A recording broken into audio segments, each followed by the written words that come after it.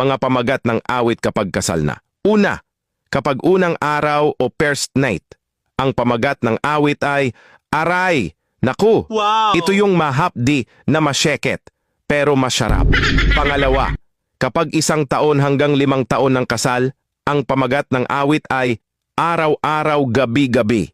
Ito yung ganadong-ganado pa sa isa't isa, kaya inaaraw-araw at ginagabi-gabi. Pangatlo, kapag 6 hanggang 15 taon ng kasal, ang pamagat ng awit ay paminsan-minsan. Ito yung busy na sa ibang bagay, kaya paminsan-minsan na lang. Pang-apat, kapag 16 hanggang 25 na taon ng kasal, ang pamagat ng awit ay sana kahit minsan. Ito naman yung sobrang busy na, minsan na lang ganahan at maisipan, in short, occasionally na lang. Panglima, kapag 26 hanggang 49 taon ng kasal, ang pamagat ng awit ay gaano kadalas ang minsan.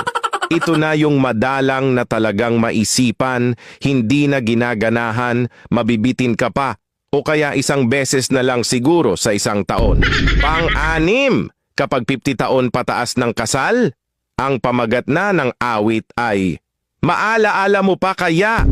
Ito na yung nakakalimutan na. Nalimutan na rin paano gawin, nalimutan na paano simulan, tanging alaala na lang. Oh, asang awit na kayo dyan? Paalala, ito'y katuwaan lamang, good vibes lang tayo.